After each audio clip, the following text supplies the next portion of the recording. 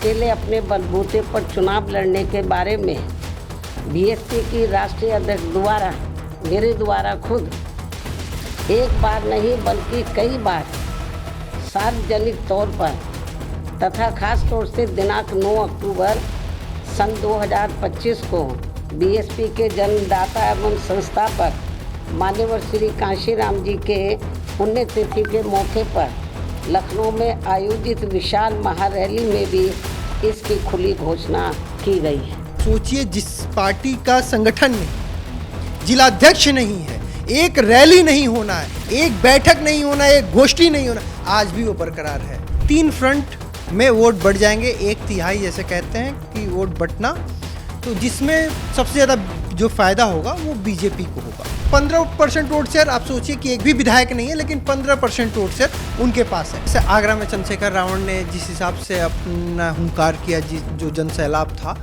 वो लग रहा है कि भविष्य में जो जिन जाति का अगुवाई मायावती करती है उनका अगुवाई वो कर सकती है, कि वो किसी को जिता भी सकती हैं, वो विपक्ष को हरा भी सकती है।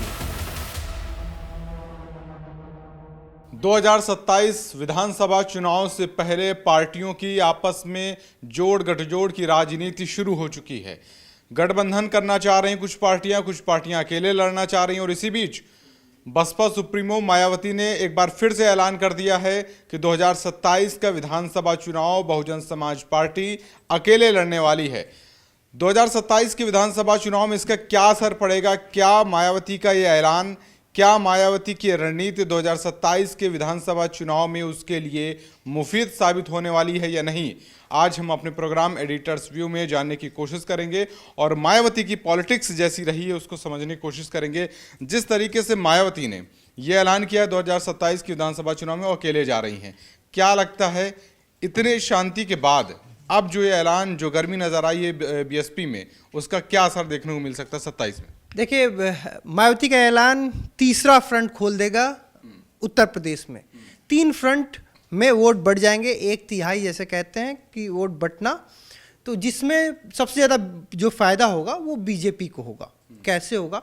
आप कुछ ऐसे तरीके समझिए कि 2024 लोकसभा चुनाव में अगर कांग्रेस और सपा का गठबंधन ने ज़्यादा सांसद जीते तो उसका एक सबसे बड़ा कारण था कि मायावती ने चुनाव नहीं ठीक से लड़ा, या फिर उनके जो वोट थे वो शिफ्ट हो गए, संविधान बदल दिया जाएगा, ये परसेप्शन जब चला तो जो वोटर्स थे उनको लगा कि हमारी लड़ाई कोई ऐसा लड़ रहा है, हमें उनके साथ कदम से कदम, ताल से ताल मिलाना चाहिए।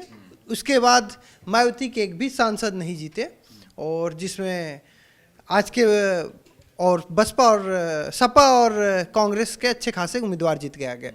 अब देखिए, 2007 में जब मायावती ने सरकार बनाई थी तो उनका जो वोट शेयर था वो करीब 30% के आसपास था। जब उन्होंने सरकार बनाई थी तो 30% वोट शेयर के साथ वो सरकार बनी थी, मुख्यमंत्री बनी थी। लेकिन 2022 विधानसभा चुनाव में उनका जो वोट शेयर था वो 15% के आसपास रह गया था। 15% का वोट शेयर होने से उनके एक विधायक हैं उमाशंकर, जो रसड़ा बलिया से आते हैं। चूंकि उमाशंकर सिंह निर्दलीय भी चुनाव लड़ चुके हैं और जीत चुके हैं, तो उनको उसके लिए बसपा की जरूरत नहीं है। अब जैसे क्या है कि जो कोर 15% वोट शेयर, आप सोचिए कि एक भी विधायक नहीं है लेकिन 15% वोट शेयर उनके पास है, और बीजेपी के पास था करीब 40% और 35% के आसपास, बस 5% और भाजपा और सपा में बस 5% का अंतर है, 5-6%, और सीटों का अंतर आप देख लीजिए। चूंकि अगर मायावती चुनाव लड़ती हैं और मजबूती से चुनाव लड़ती हैं तो जो उनके कोर वोट बैंक है, जैसे आप लगातार मायावती को देखिए, 30% था उनका 7 में, फिर 2012 में वो 25% हुआ, 2017 में वो 20% हुआ, फिर 2022 में वो 15% हो गया। 5-5% उनका वोट शेयर घटता गया, क्योंकि नहीं घटता ही रहा। 2007 में चुनाव जब मुख्यमंत्री बनी तो उनके पास 30% था, यानी 30 लोग थे। फिर 5 साल बाद उनके पास 25 लोग बचे, फिर 5 साल बाद उनके पास 20 लोग बचे, अभी 15 लोग बचे। लेकिन वो 15 लोग उनका झंडा उठाने के लिए आज भी अगर वो मजबूती से लड़ती हैं तो उन्हीं के कोर वोट बैंक है। जिस समय मायावती ने सरकार बनाया था, मायावती की सरकार बनी थी, उस समय बीजेपी का करीब 15% के आसपास वोट बैंक था, मतलब वोट शेयर 15 था। तो ये बताता है कि उनका वोट बैंक किधर शिफ्ट हुआ है। आप ऐसे समझिए कि वो 30% है तो बीजेपी 15 है, आज बीजेपी वो 15 है तो बीजेपी के पास 40 है। तो आपके वोट बैंक कहीं ना कहीं बीजेपी में शिफ्ट हुआ है। हर बार की तरह जैसे जैसे आप घटती गई हैं बीजेपी का वोट बढ़ता गया। तो ये आंकड़े बताते हैं। तो जब भी मायावती लड़ेंगे, चूंकि आज भी जो SC ST वर्ग है, जो पिछड़ा है, जाटो है, उनकी सबसे बड़ी नेता मायावती हैं, इसमें कोई दो राय नहीं है। चंद्रशेखर राय या जो भी है वो उनकी लाइन छोटी करके अपनी लाइन बड़ी करना चाहते हैं। यानी उन्होंने एक लाइन खींच दी है जहां पे उन्होंने करके दिखा दिया, बता दिया है कि कैसे सत्ता चलती है और कैसे अपने वर्ग, अपने जाति, अपने धर्म के लोगों के लिए काम करना होता है, और जो उन्होंने करके दिखाया। इस बार जो उन्होंने ऐलान कर दिया कि अकेले चुनाव लड़ने के लिए, तो बीजेपी को ज़्यादा फायदा हो जाएगा, क्योंकि उनके लिए तो और आसान हो जाएगा कि जो पिछली बार 2024 में वोट शिफ्ट हुआ था अखिलेश और राहुल गांधी के नाम पे, सपा और कांग्रेस के नाम, अब फिर वो उनके पास वापस चला जाएगा। तो इसलिए 3 फ्रंट खुल जाने से जो विपक्ष की लड़ाई है, विपक्ष 2 खेमे में बढ़ जाएगा और पक्ष के पास एक पूरा अपना खेमा रह जाएगा। लेकिन जिस तरीके से हमने देखा पिछले रैली में, मायावती के रैली में एक बड़ा जनाधार देखने को मिला। दूसरी तरफ मायावती का जो स्टैंड रहा है पिछले कई दिनों से, हमने देखा कि वो सरकार के पक्ष में रहा है। उन्होंने खुलेआम योगी आदित्यनाथ की तारीफ की, और इसके अलावा भी अभी जितने भी मुद्दे रहे वो सरकार की उसमें आलोचना करने से बचती रही हैं। क्या 27 की विधानसभा चुनाव में अगर बीजेपी को कोई नुकसान पहुंचता है तो क्या बैकअप के तौर पे बीएसपी उसके लिए तैयार है, सपोर्ट करने के लिए गठबंधन हो सकता है? देखिए, पहले भी जब मायावती मुख्यमंत्री बनी थी तो बीजेपी ही ने मुख्यमंत्री बनाया था, पहले वो सपा के साथ, लेकिन बाद में बीजेपी के कारण वो मुख्यमंत्री बनी थी और इनका गठबंधन पहले रह चुका है।